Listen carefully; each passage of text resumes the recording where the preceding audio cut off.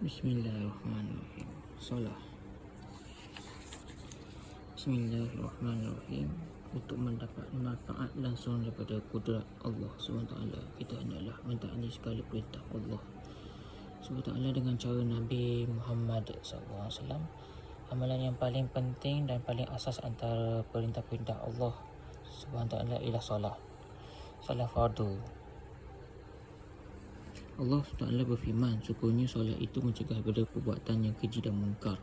Surah Al-Ankabut ayat 45. Allah SWT berfirman, sesungguhnya orang yang beriman dan beramal soleh dan mendirikan solat dan menunaikan zakat, mereka beroleh pahala di sisi Tuhan mereka dan tidak ada kebimbangan daripada berlaku sesuatu yang tidak baik terhadap mereka dan mereka tidak akan berduka cita. Surah Al-Baqarah ayat 277. Allah SWT berfirman kepada Rasulnya, dekatlah wahai Muhammad kepada hamba-hambaku yang beriman, adalah mereka mendirikan solat dan menambahkan daripada apa-apa yang kami telah kurniakan dengan merahsia kepadanya dan dengan berterang-terangan sebelum datangnya hari yang tiada jual beli, yakni hari yang seorang itu boleh memberi sesuatu sebagai bayaran untuk mendapatkan amalan soleh, dan tiada sahabat sehandai, yakni tiada seorang kawan pun yang akan memberikan ganjarannya kepada kamu. Surah Ibrahim ayat 31. Nabi Ibrahim AS berdoa, wahai Tuhanku, jadikanlah daku dalam kalangan orang yang mendirikan solat dan meninggikan juga zuriat keturunanku. Wahai Tuhan kami, perkenankanlah permohonanku. Surah Ibrahim ayat 40. Allah SWT berfirman kepada Rasulnya, jikalau olehmu solat ketika gelincir matahari hingga waktu gelap malam, yakni solat zuhur, asar, maghrib dan isyak, dan dikala juga solat subuh. Sungguhnya solat subuh disaksikan oleh para malaikat mencatat amalan manusia. Surah Al-Isra ayat 78. Allah SWT menyatakan sifat-sifat orang-orang mukmin yang berjaya, antaranya ialah firman-Nya, mereka mengambil berat menjaga solat-solat fardu mereka. Surah Al-Mu'minun ayat 9. Allah SWT berfirman, wahai orang yang beriman, bila diserukan azan untuk mengerjakan solat pada hari Jumaat, maka bersegeralah kamu pergi ke masjid untuk mengingati Allah SWT dengan mendengar khutbah dan mengerjakan solat Jumaat. Hentikanlah berjual beli serta urusan-urusan dunia yang lain pada saat itu. Yang demikian itu adalah baik bagi kamu jika kamu mengetahui hakikat yang sebenar. Surah Al-Jumu'ah ayat 9.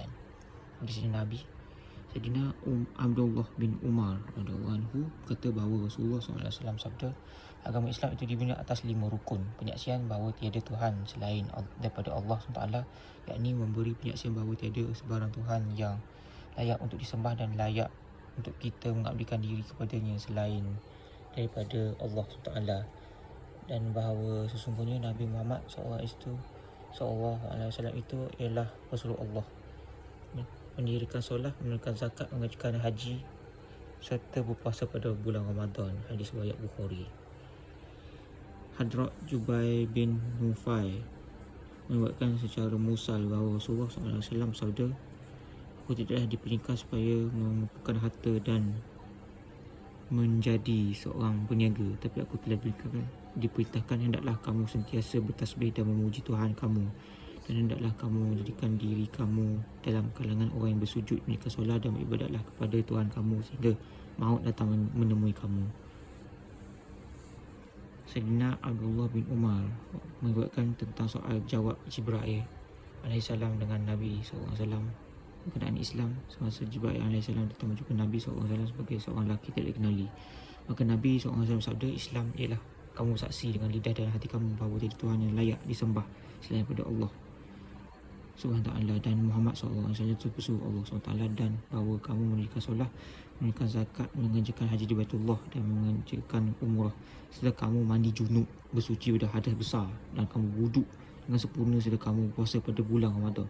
Jibril AS bertanya, apabila aku melakukan perkara itu, adakah aku menjadi seorang Islam? Nabi SAW menjawab, ya. Jibril AS lalu berkata, kamu telah berkata benar. Sayyidina Qurrah bin Da'mus alaihissalam radhiyallahu anhu berkata, kami telah bertemu dengan Nabi SAW semasa haji wida. Maka kami berkata, wahai Rasulullah, apakah perkara yang Tuhan ingin wasiat kepada kami? Baginda SAW bersabda, aku wasiatkan kepada kamu supaya kamu mendirikan solat, menunaikan zakat, mengerjakan haji di Baitullah. Kamu telah berpuasa pada bulan Ramadan. Pada bulan tersebut terdapat satu malam yang lebih baik daripada 1000 bulan. Kamu juga hendaklah mengharamkan diri pada membunuh orang Islam dan kafir zimmi, serta mengambil harta mereka kecuali dengan hak. Walau bagaimanapun apabila mereka menekan apa-apa jenayah, maka harta dan nyawa mereka boleh diambil sebagai hukuman mengikut hukum Allah SWT. Aku wasiatkan juga kepada kamu supaya berpegang teguh kepada Allah dan mentaatinya, yakni menunaikan amal-amal agama dengan sungguh-sungguh tanpa menghiraukan kesukaan dan kemaharan siapa selain pada Allah SWT. Sayyidina Jabir bin Abdullah meriwayatkan bahawa Nabi SAW sabda, kunci syurga ialah solat dan kunci solat ialah wuduk. Sayyidina Anas radhiyallahu meriwayatkan bahawa Rasulullah SAW sabda, kesejukan mataku terletak dalam solat. Hadis riwayat Nasa'i.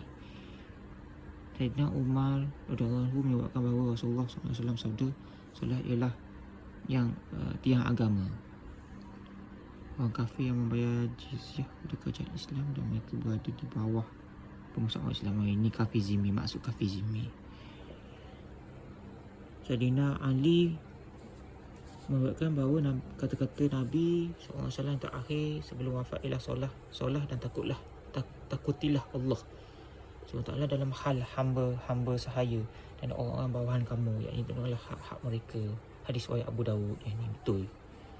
Sebelum wafat, kata-kata terakhir sebelum wafat, solat dan takutilah Allah. Sayyidina Abu Umamah mengatakan bahawa Rasulullah SAW datang dari Khaybar. Bersama baginda Nabi SAW ada dua orang sahabat saya. Maka Sayyidina Ali berkata, wahai Rasulullah, berikan kepada kami seorang hamba. Baginda SAW sabda, ambillah yang mana kamu suka. Sayyidina Ali berkata, berilah untuk saya. Maka sambil menunjukkan pada salah seorang daripada mereka, baginda SAW sabda, ambillah yang ini dan jangan kamu mukulnya, kerana sungguhnya aku pernah melihat dia bersolat sebelum kami pulang dari Khaybar. Sungguhnya aku telah dilarang daripada memukul orang yang bersolat. Sayyidina Ubadah bin Sami berkata, saya telah mendengar Rasulullah SAW sabda, 5 waktu solat telah difardukan oleh Allah SWT. Siapa yang melelokkan wuduk untuk solat itu, menunaikan solat itu pada waktunya serta menyempurnakan rukuk dan sujud serta menunaikan dengan penuh khusyuk, maka Allah SWT berjanji untuk mengampuninya. Siapa yang tidak melakukan demikian, maka tidak ada apa-apa janji kepada Allah SWT untuknya. Sekiranya dia ingin memberi pengampunan, maka dia mengampunkannya. Sekiranya dia ingin memberi azab, maka dia mengazabkannya. Sayyidina Hanzalah Usaidi radhiyallahu anhu berkata bahawa Rasulullah SAW sabda, siapa yang sungguh-sungguh melihara solat 5 waktu dengan wuduk, waktu rukuk dan sujud yang sempurna, serta dia menganggap bahawa solat yang demikian ialah satu hak terhadap Allah SWT yang mesti ditunaikan, maka dia akan diharamkan daripada api neraka. Sayyidina Abu Qatadah bin Rib'i anhu berkata bahawa Rasulullah SAW sabda, Allah SWT berfirman, sungguhnya aku telah memfadukan ke atas umatmu 5 waktu solat, dan aku telah berjanji dengan diriku bahawa sesiapa yang datang kepadaku dengan keadaan dia melihara solat itu tepat pada waktunya, maka aku akan masuk ke dalam syurga. Siapa yang tidak melihara solat itu, maka tidak ada sebarang janji baginya di sisiku, sama ada aku maafkannya atau mengazabkannya. Sayyidina Uthman bin Affan mengatakan bahawa Rasulullah SAW sabda, siapa yang meyakini bahawa solat ialah satu hak yang wajib ditunaikan, maka dia akan masuk syurga. Sayyidina Abdullah bin Qurt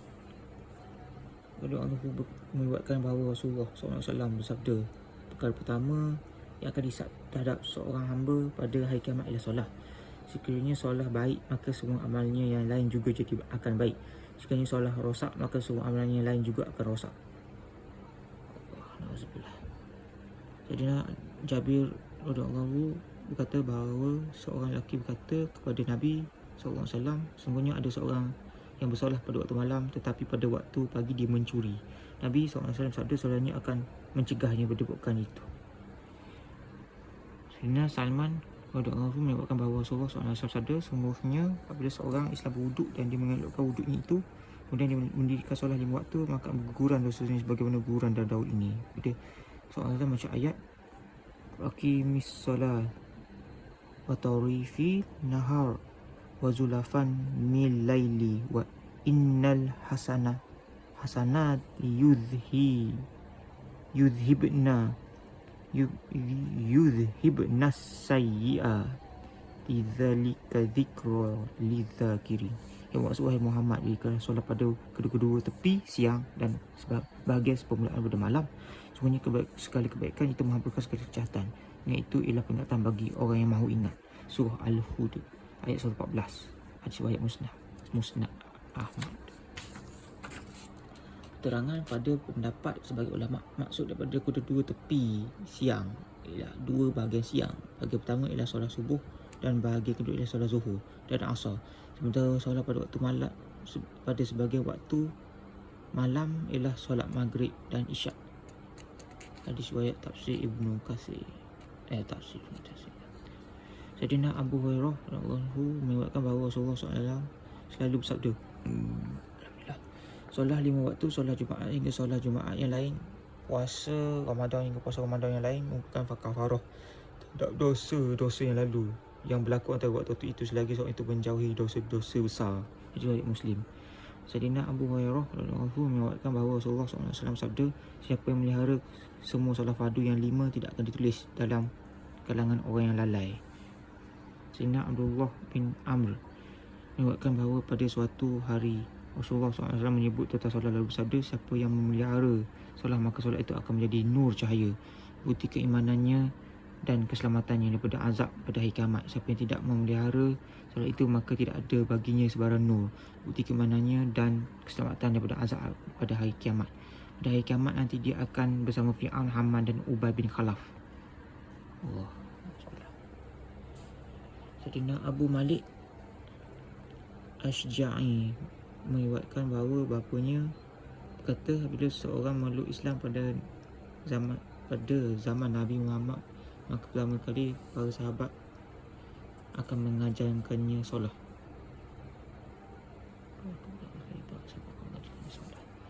Sayyidina Abu Umamah meriwayatkan bahawa ada orang bertanya, wahai Rasulullah, doa mana satu akan lebih cepat dikabulkan baginda? Seorang doa pada waktu akhir malam dan selepas setiap solat fardu. Sayyidina Abu Sa'id Khudri radhiyallahu anhu mengatakan bahawa beliau mendengar Rasulullah SAW sabda, solat 5 waktu merupakan kafarah bagi dosa-dosa kecil yang berlaku atas solat itu. Kemudian Rasulullah SAW sabda, bukan pendapat kamu tentang seorang lelaki bekerja di antara rumahnya dengan tempat kerja yang terdapat di membatas sungai. Apabila dia di tempat kerja, dia melakukan kerja sehingga badannya menjadi kotor ataupun berpeluh. Kali dia melalui setiap batang sungai itu, dia akan mandi dalam sungai itu. Dan keadaan yang mandi berulang kali itu masih meningkat apa-apa kotoran pada badannya? Tidak. Demikian juga solat. Kali seorang itu melakukan dosa kemudian dia berdoa dan beristighfar semasa solat, maka semua dosa yang dilakukan sebelum solat itu akan diampunkan. Zaid bin Thabit radhiyallahu berkata bahawa kami telah diperintahkan oleh Nabi SAW membaca Subhanallah 3 kali, Alhamdulillah 33 kali, Allahu Akbar 34 kali selepas setiap solat. Kemudian seorang sahabat Ansar telah melihat dalam mimpinya ada orang berkata, adakah Rasulullah SAW telah memintakan supaya kamu mengucapkan Subhanallah 33 kali, Alhamdulillah 33 kali dan Allahu Akbar 34 kali selepas setiap solat? Beliau jawab, ya. Dan kita berkata lagi, ucapkanlah setiap kalimat itu 25 kali dan ucapkanlah juga la ilaha illallah 25 kali bersama kalimat-kalimat itu. Apabila pagi beliau pergi berjumpa Nabi SAW dan memberitahu perkara tersebut, baginda SAW lakukan demikian. Yakni baginda SAW telah memberi keizan beliau untuk melakukan demikian. Sayyidina Abu Hurairah mengatakan bahawa orang-orang fakir daripada kalangan muhajir dan bertemu Nabi SAW lalu berkata, orang kaya telah memperoleh darjat yang tinggi dan nikmat yang kekal. Bagi dia soalan bertanya, bagaimana? Dia jawab, orang kaya itu bersolat seperti kami bersolat. Mereka puasa bila kami puasa, mereka sedekah sedangkan kami tidak dapat bersedekah. Mereka menikah hamba dan kami tidak dapat menikah hamba. Rasulullah SAW sabda, Adakah kamu ingin aku ajarkan kepada kamu sesuatu yang boleh menyamakan kedudukan kamu dengan orang yang telah mendahului kamu, dan kamu boleh mengatasi orang yang merendah derajat daripada kamu? Tak ada seorang pun yang lebih afdal dari kamu kecuali seorang yang melakukan sebagaimana kamu melakukan. Mereka menjawab, bahkan ya Rasulullah. Rasulullah SAW sabda, hendaklah kamu baca Subhanallah, Alhamdulillah dan Allahu Akbar sebanyak 33 kali setiap satu selepas solat fardu. Iaitu mereka mula beramal dengan amalan tersebut, tapi sabdaan Nabi SAW itu telah pergi ke pengetahuan orang kaya dan mereka juga turut beramal dengan amalan tersebut. Orang muhajirin yang miskin sekali lagi bertemu SAW dan berkata, saudara-saudara kami yang kaya telah mendengar amalan yang kami amalkan, lalu mereka juga beramal dengan amalan itu. Rasulullah SAW sabda, keadaan itu ialah kurniaan Allah SWT pada siapa yang dikehendaki. Hadis riwayat Muslim.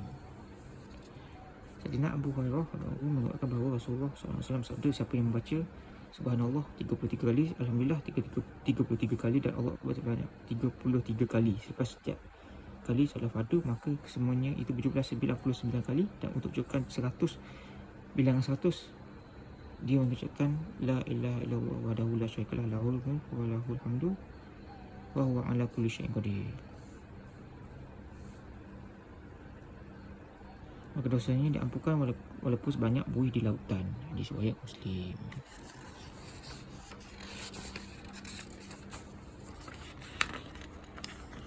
Hadrat Fadl bin Hasan Damri menunjukkan bahawa salah seorang daripada anak perempuan Zubair bin Abdul Muttalib, sama ada Ummul Hakam ataupun Duba'ah, meriwayatkan kepadanya bahawa Rasulullah SAW telah mendapat beberapa orang tawanan. Maka kakak saya sedesai Sayyidatina Fatimah radhiyallahu anha puteri Nabi SAW telah pergi bertemu baginda SAW, lalu mengadu kepada baginda SAW kesusahan yang sedang kami alami, dan kami minta supaya baginda memberikan kepada kami sebahagian tawanan itu sebagai hamba. Baginda SAW bersabda, anak-anak yatim badan telah mendahului kamu, tapi saya akan memberitahu kamu sesuatu yang lebih baik daripada hamba tawan itu. Kamu ucapkanlah Allahu Akbar 33 kali selepas setiap kali solat fardu, Subhanallah 33 kali dan Alhamdulillah sebanyak 33 kali, dan La ilaha illallah wahdahu la syarikalah lahul mulku wa lahul hamdu wa huwa ala kulli syai'in qadir sekali. Hadis riwayat Abu Daud. Tadina Ka'ab bin Ujrah mengatakan bahawa Rasulullah SAW sabda, kalimah-kalimah yang dibaca mengiringi solat, siapa yang menyebut kalimah-kalimah itu tidak akan gagal kecewa. Subhanallah 33 kali, Alhamdulillah 33 kali dan Allah Akbar sebanyak 34 kali selepas setiap kali solat fardu. Hadis Muslim.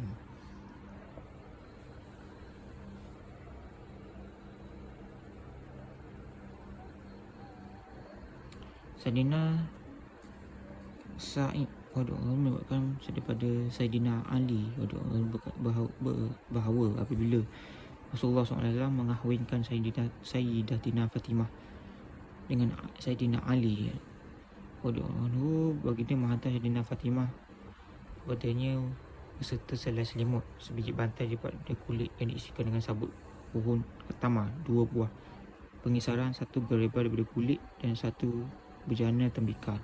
Pada suatu ketika Sayyidina Ali radhiyallahu berkata kepada Sayyidina Fatimah radhiyallahu anha, pada suatu ketika demi Allah saya selalu menarik timba air dari perigi sehingga dada saya sakit. Beliau berkata lagi, Allah SWT telah mengatakan bapamu tawanan-tawanan, maka pergilah padanya dan pula seorang hamba. Sayyidatina Fatimah berkata, demi Allah saya sendiri pun telah mengisar gandum sehingga tangan saya kematu.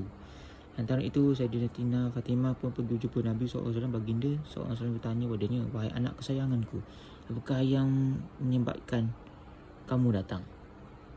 Beliau menjawab, saya datang untuk memberi salam kepada ayahanda.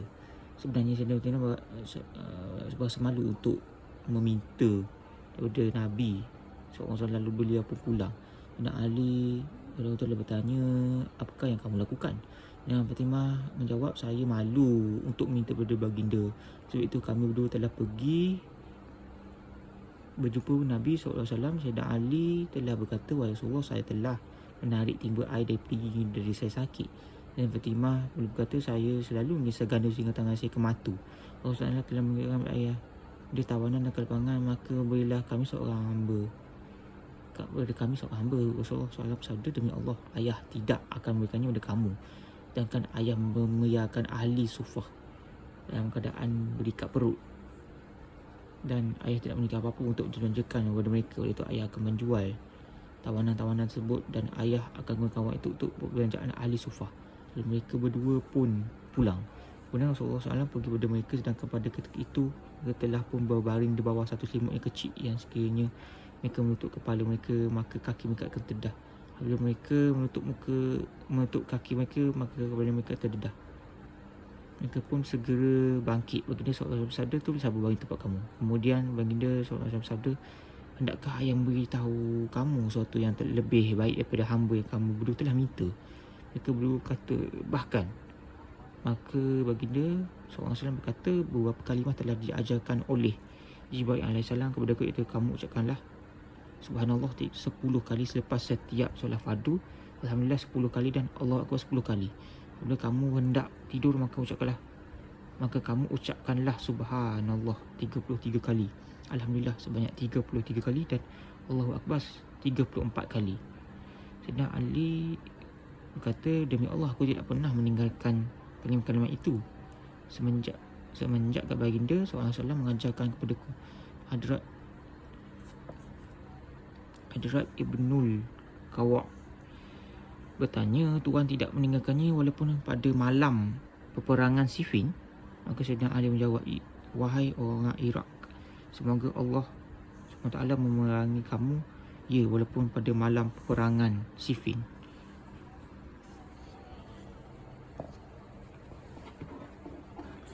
Sayyidina Abdullah bin Amri berkata bahawa Rasulullah SAW sabda, terdapat dua perkara sekiranya mana-mana orang Islam beramal dengan kedua perkara tersebut, maka pasti akan masuk syurga. Kedua-dua amalan itu mudah dan orang yang beramal dengannya sedikit. Dan menunjukkan Subhanallah 10 kali setelah selesai daripada solat fardu, mengucap Alhamdulillah 10 kali, dan mengucap Allahu Akbar 10 kali. Sayyidina Abdullah Anhu berkata, bahawa saya melihat Rasulullah SAW mengira kalimah tasbih itu dengan jari. Rasulullah SAW kata lagi, itu semua ialah 150 pada lisan setiap kalimah dibacakan 10 kali selepas solat 5 waktu. Dan 1,500 pahala pada mizan timbangan setelah digandakan 10 kali. Dan kedua, bila dia pergi ke tempat tidurnya, dia membaca Subhanallah, Alhamdulillah dan Allah Akbar sebanyak 100 kali, dengan cara dia membaca Subhanallah 33 kali, Alhamdulillah 33 kali, dan Allah Akbar 34 kali. Itu ialah 100 kali pada lisan, tetapi 1,000 pahala pada mizan timbangan. Jumlah ganjaran pahala bacaan sebelum tidur dan selepas setiap solat sepanjang hari akan menjadi 2,500. Dan Nabi SAW bersabda, siapakah yang mungkin melakukan sebanyak 2,500 dosa sepanjang hari? Yakni tidak mungkin ada dosa banyak itu, sebaliknya pahala telah diborong sebanyak itu. Sayyidina Abdullah bertanya, mengapakah orang yang beramal dengan amal itu sedikit? Baginda SAW menjawab, sebabnya ialah syaitan menghampiri seorang yang sedang bersolat, lalu berkata, ingatlah itu, ingatlah ini. Syaitan menyebutkannya ingatan, mungkin terlupa mengucap kalimat itu, dan mungkin dia sendiri tidak sedar. Dan juga menghampirinya menjadi dia tidur dan berusaha menidurkan sehingga dia tertidur dalam membaca kalimat itu. Riwayat Ibnu Hibban. Imam Mu'az bin Jabal mengatakan bahawa Rasulullah SAW telah memegang tangannya lembu, bersabda, wahai Mu'az, demi Allah aku mencintai kamu. Kemudian Rasulullah SAW bersabda, aku mewasiatkan kepada kamu, wahai Mu'az, setiap kali selepas selesai solat fardu, jangan sekali-kali kamu terlepas atau mengucapkan Allahumma a'inni ala dzikrika wa syukrika wa husni ibadatik. Ya Allah, yang betul aku untuk berzikir kepadamu, bersyukur kepadamu dan mengelakkan ibadat kepadamu. Hadis Abu Daud. Sayyidina Abu Umamah radhiyallahu berkata bahawa Rasulullah SAW sabda, siapa yang baca ayat kursi selepas setiap solat fardu, maka perkara yang menghalangnya daripada masuki syurga hanyalah kematian. Dan riwayat yang lain disebut juga pembacaan surah Qul huwallahu ahad bersama ayat kursi. Amal ulail wal lailah, Tabrani, Majma' uz-Zawaid. Sayyidina Hasan bin Ali kata bahawa Rasulullah SAW sabda, siapa yang baca ayat kursi selepas setiap solat fardu akan berada dalam bertanggungjawab penjagaan Allah SWT hingga solat yang satu lagi. Ayat kursi. Sayyidina Abu Ayyub radhiyallahu berkata, setiap kali saya bersolat di belakang Nabi SAW, saya mendengar baginda SAW membaca doa berikut ketika baginda SAW selesai solat. Ya Allah, ampunilah kesalahan-kesalahan aku dan dosaku semuanya. Ya Allah, tinggikan darjatku, baikkanlah diriku, berilah kepadaku taufik ke arah amalan dan akhlak yang baik. Kan tidak ada yang dapat memberi taufik ke arah akhlak dan amalan yang baik itu. Tidak ada yang boleh menjauhkan amalan dan akhlak yang buruk kecuali Engkau. Sayyidina Abu Musa mengatakan bahawa Rasulullah SAW sabda, siapa yang menekan dua solat sejuk akan memasuki syurga. Ketekan daripada solat sejuk ialah solat subuh dan asar. Solat subuh digunakan pada waktu akhir sejuk, manakala solat asar digunakan pada masa permulaan sejuk. Kedua-dua solat ini disebut secara khusus kerana susah untuk menekan solat. Disebabkan kedua solat ini disebut secara khusus kerana susah untuk menekan solat subuh disebabkan mengantuk, dan susah untuk menekan solat asar kerana sibuk dengan usaha kerja. Oleh sebab itu, sesiapa yang dapat membuat terhadap kedua solat ini pasti akan dapat menekan tiga solat yang lain. Sayyidina Waibah mengatakan bahawa Rasulullah SAW sabda, sekali-kali tidak akan masuk neraka seorang yang menekan solat sebelum terbit matahari dan sebelum terbenam matahari. Ini solat subuh dan asar. Riwayat Muslim. Sayyidina Abu Zar berkata, Rasulullah SAW sabda, siapa yang selepas solat subuh dan dalam satu riwayat selepas solat asar dalam keadaan dia masih duduk bertimpuh sebagaimana dia duduk dalam solat, dan sebelum dia berkata dia mengucapkan kalimat ini 10 kali, maka pasti akan tulis baginya 10 hasanah, daripada 10 dosa, dan dinaikkan untuknya 10 darjat. Benda siang itu dipelihara daripada setiap perkara yang tidak disenangi, dan kalimat itu mendengar daripada syaitan dan perkara yang tidak disenangi, dan kalimat ini mendengar daripada syaitan, dan tidak ada mana-mana perbuatan yang boleh menyebabkan kemusnahannya setiap kalimah yang dibaca. Seorang yang mendapat pahala memudahkan seorang hamba, siapa yang mengucapkan kalimat ini setelah selesai solat asar pun akan mendapat pahala sampai pada malamnya, sebagaimana balasan yang diberikan kerana menyebut kalimat ini selepas solat subuh untuk sepanjang siang. Ini dipelihara sepanjang malam daripada setiap perkara yang tidak disenangi, dan kalimat itu mendengar daripada syaitan, dan tidak ada mana-mana perbuatan yang boleh menyebabkan kemusnahan kecuali syirik. Kalimat itu ialah la ilaha illallah wahdahu la syarikalah lahul mulku wa lahul hamdu yuhyi wa yumiit biyadihil khair wa huwa ala kulli syai'in qadir. Tidak ada Tuhan yang layak disembah melainkan Allah SWT yang Maha Esa lagi. Tidak ada sebarang sekutu baginya. Miliknya lah kerajaan dunia dan akhirat, dan miliknya lah segala pujian. Dia menghidupkan dan dia matikan. Segala kebaikan ada dalam genggamannya, dan dia Maha berkuasa atas segala sesuatu. Dalam satu riwayat yang lain disebutkan biyadihil khair, menggantikan yuhyi wa yumiit.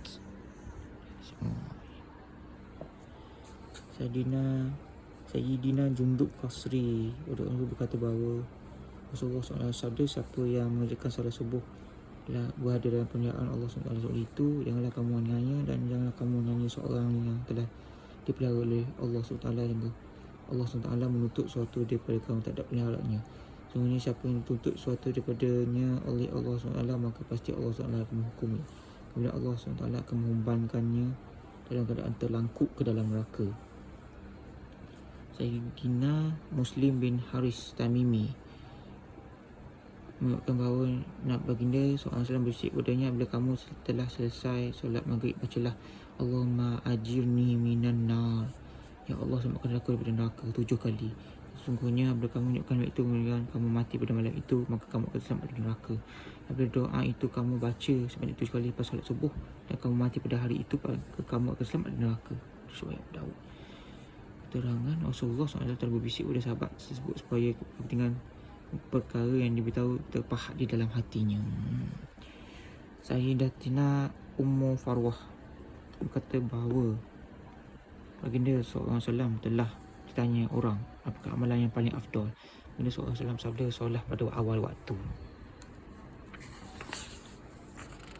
Sayyidina Ali berkata bahawa Rasulullah SAW sabda, wahai ahli Al-Quran, yakni orang Islam, tunaikanlah solat witir. Sebenarnya Allah SWT itu witir, dia disukakan witir. Kerana witir ialah bilangan tidak mempunyai pasangan, bilangan ganjil. Maksud bahawa Allah SWT witir ialah Allah SWT mempunyai sebahagian pasangan. Sebab Allah SWT menyukai orang yang melakukan solat witir ialah kerana bilangan rakaat solat witir juga ganjil. Sayyidina Kharijah bin Huzafah kata bahawa pada suatu hari Rasulullah SAW telah datang berjumpa kami lalu bersabda, sebenarnya Allah SWT telah menambahkan untuk kamu solat lagi. Solat itu lebih baik bagi kamu daripada unta merah. Solat itu ialah solat witir. Allah SWT telah menyentuhkan untuk kamu pada waktu solat itu ialah antara solat isyak hingga terbit fajar. Abu Daud. Riwayat Abu Daud. Dalam kalangan orang Arab, unta merah dianggap satu harta yang sangat bernilai. Sayyidina Abu Darda berkata bahawa kekasihku Nabi SAW telah wasiat kepadaku 3 perkara. 1. Puasa sunat 3 hari setiap bulan. 2. Solat witir setiap sebelum tidur. Solat witir sebelum tidur. 3. 2 rakaat solat sunat fajar. Siapa yang biasa bangun tengah malam, maka baginya lebih afdal untuk menekan solat witir. Yang telah bangun daripada tidur tapi menekan solat witir setelah bangun daripada tidur. Tapi siapa yang tidak bisa bangun, maka baginya hendaklah menekan solat witir sebelum tidur. Sayyidina Abdullah bin Umar mengatakan bahawa Rasulullah SAW bersabda, tidak sempurna iman bagi orang yang tidak mempunyai sifat amanah dan tidak ada solah bagi orang yang tidak berwuduk. Tidak sempurna iman bagi orang yang tidak mempunyai sifat amanah dan tidak ada solah bagi orang yang tidak berwuduk. Yang tidak bersolah maka tidak mempunyai agama. Sebenarnya kedudukan solah dan agama ialah seperti kedudukan kepala dan kepada badan. Sebagainya seorang yang tidak mempunyai kepala tidak mungkin akan dapat hidup. Mungkin juga tanpa solat agama tidak akan dapat kekal. Sayyidina Jabir bin Abdullah kata bahawa saya telah mendengar Rasulullah SAW sabda, pemisah seorang itu dengan syirik dan kufur ialah meninggalkan solah. Riwayat Muslim. Keterangan para ulama menerangkan beberapa maksud pada hadis ini. Antara maksud itu ialah seorang yang tidak bersolat akan banyak melakukan dosa hingga akan menyebabkan dia berada dalam bahaya jatuh ke lembah kekufuran.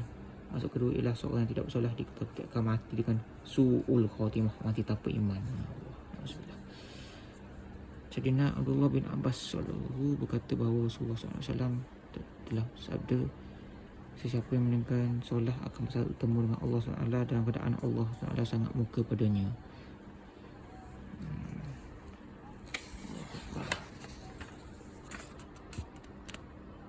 Sayyidina Naufal bin Muawiyah radhiyallahu menyebutkan bahawa Nabi SAW sabda, siapa yang luput satu solat seolah di kehilangan semua keluarga dan hartanya. Hadis riwayat Ibn Hibban. Sayyidina Abdullah bin Amr bin As meriwayatkan bahawa Rasulullah SAW sabda, perintahkan anak kamu solat selesai mereka berusia 7 tahun dan pukullah mereka kerana tidak melakukan solat bila mereka berusia 10 tahun. Pada usia demikian juga asingkanlah tempat-tempat tidur mereka ada anak lelaki dan anak perempuan. Riwayat Abu Daud. Keterangan pukullah dengan pukul yang tidak memudaratkan jasmani dan jangan pukul di muka.